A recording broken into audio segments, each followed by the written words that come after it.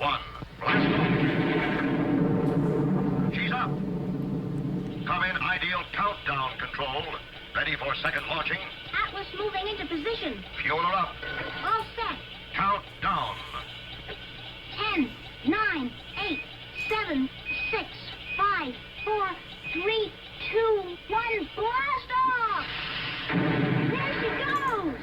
Yes, you can be in command of your own ideal countdown. It's a real electronic missile base. You sit at the controls and move missiles into place. You count down. You blast off. You track the flight. The ideal countdown comes complete with moon missile and lunar probe, as well as a giant atlas. Get your electronic ideal countdown now, wherever good toys are sold. It's a wonderful toy. It's ideal.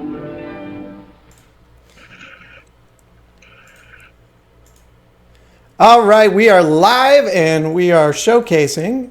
If you don't have the stream yet, make sure you refresh this. But if you're not hearing me or you're not on the stream, you don't have it yet. So, but refresh your page if you don't have it, folks, and you'll get there. But hey, today's episode, we're going to talk about monetizing content. You know, and running ads at the beginning of a show is one of the ways you can monetize content. Now, as always, we're going to answer questions at the end of the show, so please type them in when they pop into your head, but do expect the answers to come later in the event. As we roll through some of the content we're going to show you today, if it's pricing or demos on anything you see, by all means, click, call, or send an email to your JB&A team member. Details are on the screen. But this is the JB&A Today live edition, which means we will make mistakes, or more importantly, I will make mistakes. It's half the fun.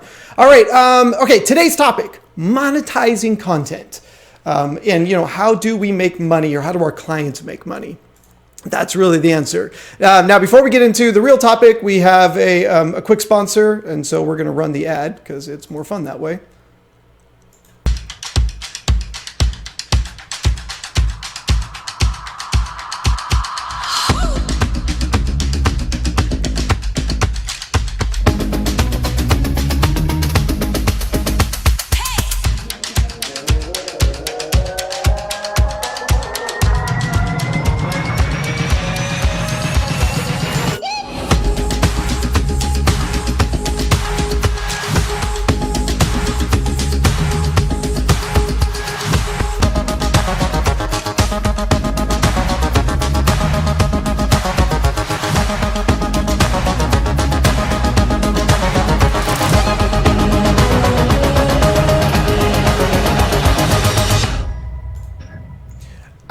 All right. I'm kidding. I don't really have a show sponsor, but you know, ideally, you know, this is all about how to monetize content, right? And we're going to talk to Vimeo in a minute, talk about what they're doing to monetize content, but there's sort of this common thread that I hear out there from resellers and clients and end users and kind of the world around, like the only way to make money is by running ads on YouTube, right? You know, so it's either I'm selling my show to Netflix or I'm going to run it on YouTube and I'm going to make money on the ads that get, you know, driven through there. But, you know, the problem with that is it's not really that easy to make a lot of money on YouTube. I mean, the whole goal here is that the more content I put up, the more clicks I get, the more, you know, ad dollar revenues. But to understand, like, the reality of making money on YouTube is to get $100 payout, you need about 20,000 views. So imagine how much content, how much you got to do to get 100,000 views on a regular basis to where your content is actually making money. So if you're a studio, you're not really, I mean, you got to have some great content and a lot of it to get the views you need to make content consistently and make money at that content. However, you could go this way, which is a brochure from one of my kids' performances a couple months ago before COVID, which they sold advertising on the brochure, right? And it's like, okay, great. That was direct revenue to them versus streaming it online and hoping that somebody clicked the ad. You know, there's lots of ways to do this in content placement. I don't always drink beer, but when I do, I drink Corona, right? I mean, we've seen these types of concepts forever. There is ways to utilize your content through placement, through ad, through all this way to make money through the content you're generating. Even just running banner ads at the beginning, like the commercial hot dogs that you saw there. But the reality is selling tickets or being able to sell access to your content is probably a cleaner and faster way to pull this off. But in order to do that, you need to be on a platform in which you can actually monetize, right? You need to be on one that doesn't run ads for you, that gives you a clean feed, but also gives you a platform to generate, revenue directly into your pocket. So with that, we've brought in James Page today from Vimeo, who's going to actually show us what Vimeo is doing to power this. And this is something very new that they've released, and I'm really excited about it. So James, welcome to the show. Hello. I've redecorated since we were last on together. Oh yeah, that's nice. Is it the plant on the right or the clock? I can't. That's right. That's good. That's good. All right, so you guys are making some changes in the platform to give people direct access to revenue. Talk about it. Yeah. So before Vimeo, we're known as powering a lot of OTT platforms as subscription, or what we call TVOD. So to break that down, that's your Netflix in a box, where people pay X number of dollars a month or a year to get access to all your content. Examples of that are public are like Martha Stewart Television, Criterion Collection. They're platforms that we power to do that. So that's your Netflix in a box solution. We've also for years had a thing called TVOD, which is transactional video on demand. So indie filmmakers, those kind of people, can put their movie up and people can pay to rent the movie effectively, right? Through the storefront that you launch on our platform. What we have launched this month is kind of a hybrid, which is live pay-per-view. So if you're doing a live event, you can now put a paywall in front of it, which is non-subscription. So it's just transactional for that one-time event. Okay, so this is interesting because the other platforms you talk about, somebody like Martha Stewart or Criterion, those are big studios with a lot of content. So they can generate this huge library and say, hey, I got this library of content, and people are willing to pay because you're right, it's that Netflix style massive library of content. And then you've got the smaller producers that are just wanting to sell, they can't get into Amazon, can't get on the bigger, some of the other platforms, but you guys are giving them an avenue to still sell content and make money. But that's all on demand content. That's all pre-roll content. Yeah. Now with this new one, pay-per-view live, right? That's more what I'm hearing. Right. Absolutely. So even if you run a regularly published content schedule, or even if you are one of those subscription services, you might still have an award show once a year.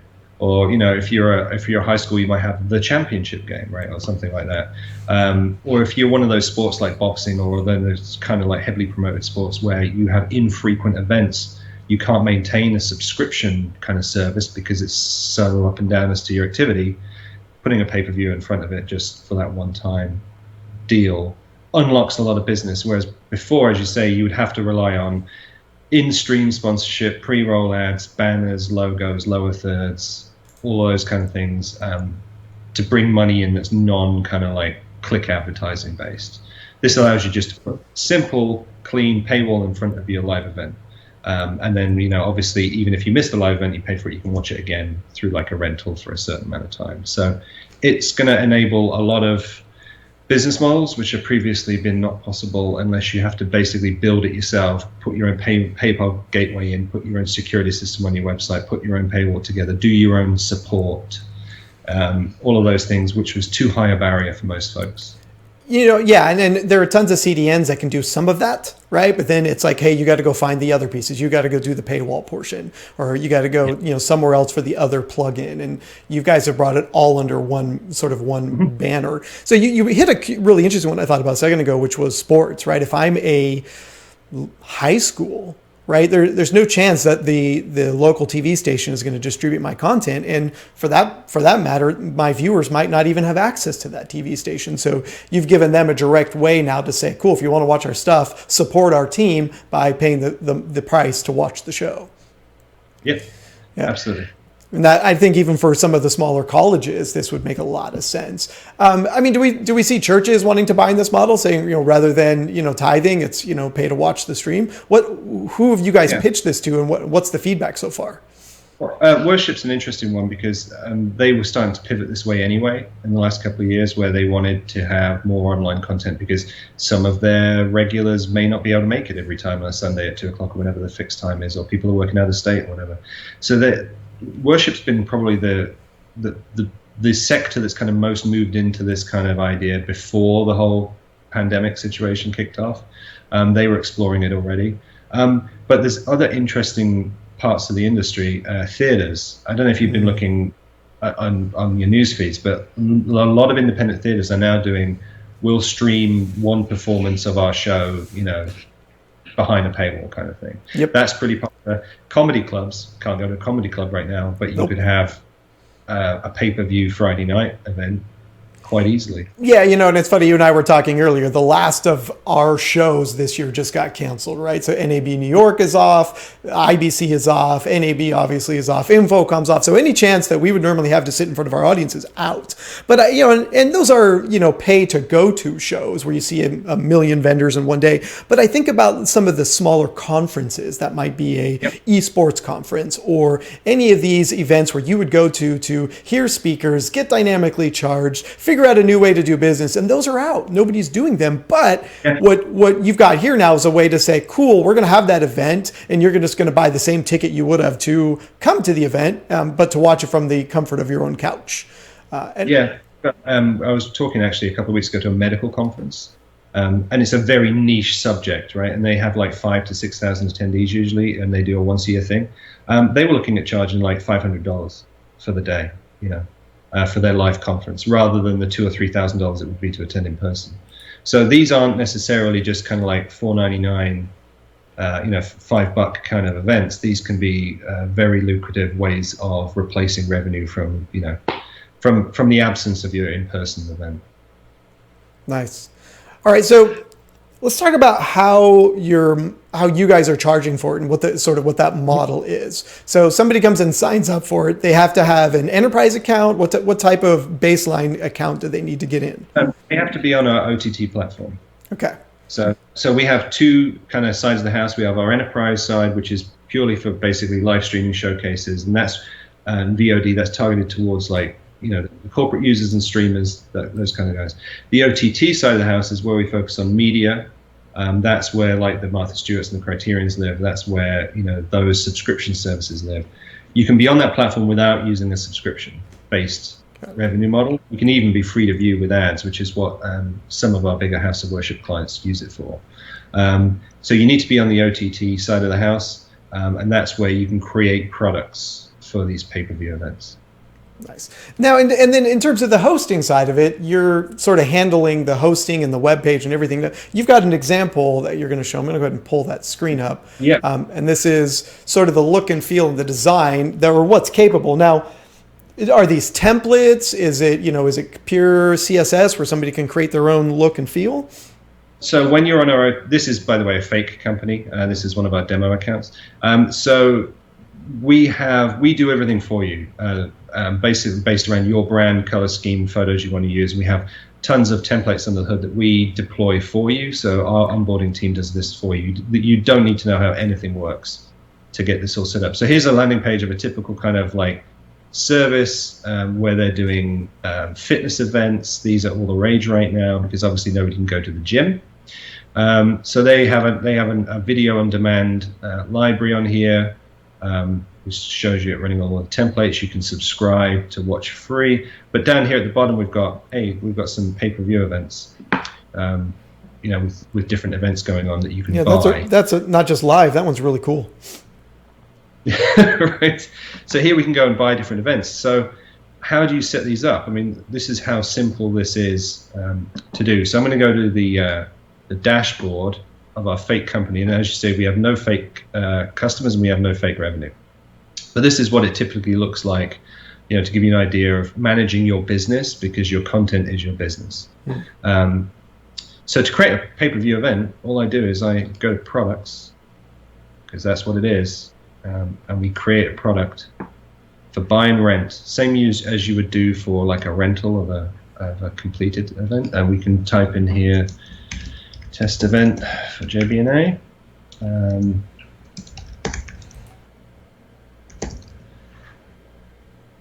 Quickly just pick some graphics. So if you've ever created like a Facebook event or something on social media, it is no more complicated than that. And it's ready to sell. So we're going to create this as a pre-order. And we're going to pick a time that we want to release it. So you can do some really cool things we'll get onto in a minute with like coupons and honoring your subscribers and giving promotions out and all that kind of stuff.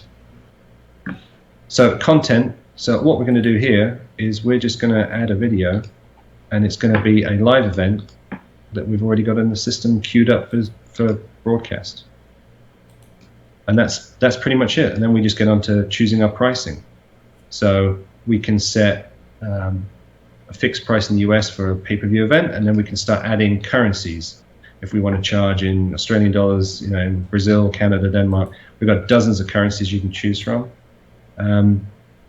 And if you're, say, for instance, a school, you can do this option down here, pay what you want.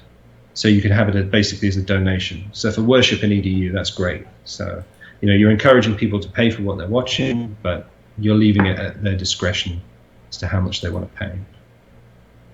Nice. And that's pretty much it. That's as simple as it is to create your event. You can then obviously send an email campaign to your subscribers, your mailing list. You can send coupons for discounts if they buy it within a certain period of time. And that's it. So that's live. And you guys are handling the money aspect of this, correct? Yes. So we're handling all the payment processing, end user customer support. Everything's included. So all you need to do is basically set the product up and deliver the content.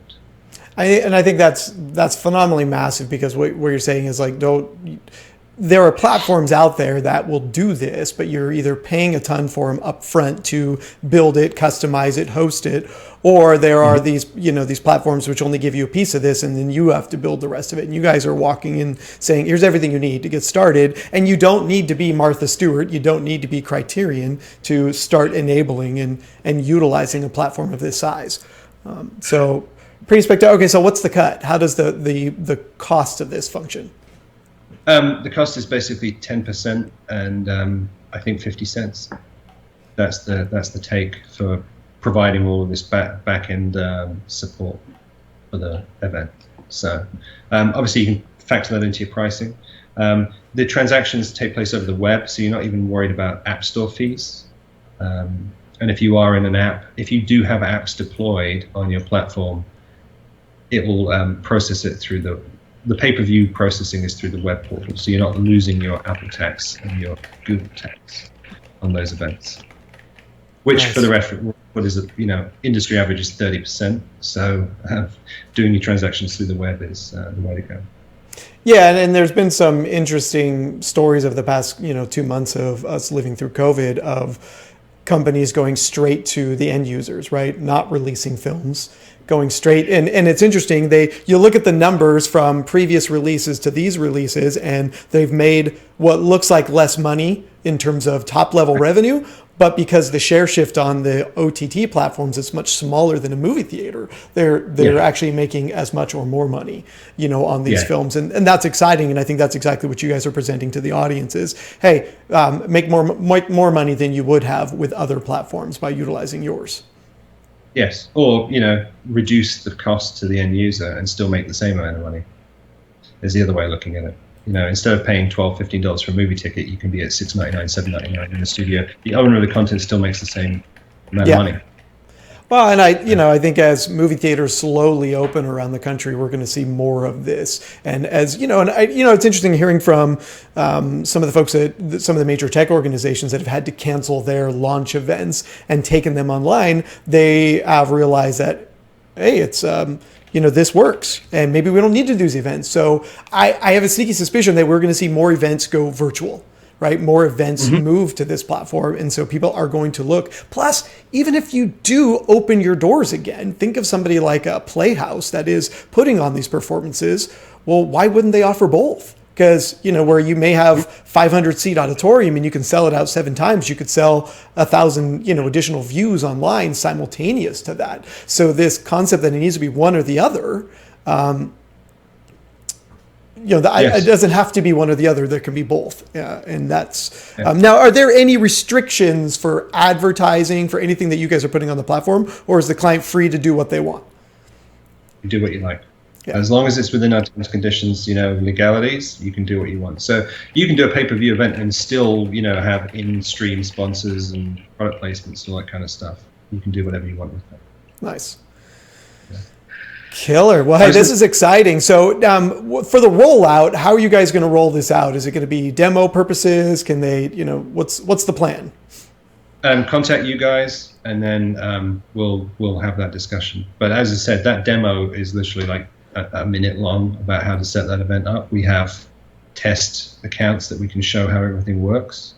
So it's pretty straightforward. The live streaming backbone is obviously Livestream, which we acquired as a company 3 years ago. So we've been doing the live side of this thing for years. So the only thing that's really new about this is how it's available to the end user as a product. All of the tech behind the scenes, how the billing works, how the live event works, all that kind of stuff, we've had it for years. Nice. It's just this new mechanism for doing one-off paid events is different. No, that's spectacular. I love it. I love it. All right. Well, I think from the audience, there was so far there's only been one question. It's, are we meditating? And the answer is no. Not currently. That comes later. But the honest truth is that's kind of cool. There's not. I think people are getting the concept, so we don't have to worry about too much on the Q&A side of things today. Question right. I do get some. So I just want to throw out there preemptively is, you can set the time that the pay-per-view event is viewable later. So, if you miss the actual live event, after that, you can have the event kick in to be a VOD asset or not. And the or not is important, because if you're like a comedy club or something like that, or a theater production, or even a conference, you might not want that content available too long, right, to protect the value. So you can set all of these kind of like thresholds and bounds. You may want to like edit it down and then sell it as a VOD asset after, days, weeks after the actual event takes place too. Right. Sell it again. No, agreed. Right. I mean, that's the beauty of the web is it no longer has to happen now. It can happen anytime.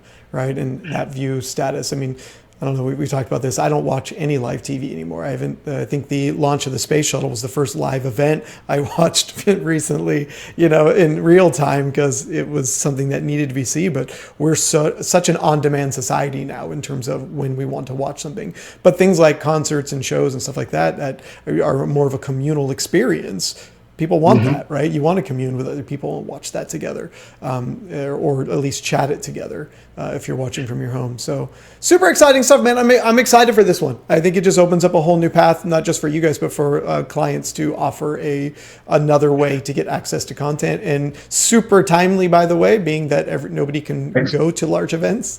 Well played on your parts. All right.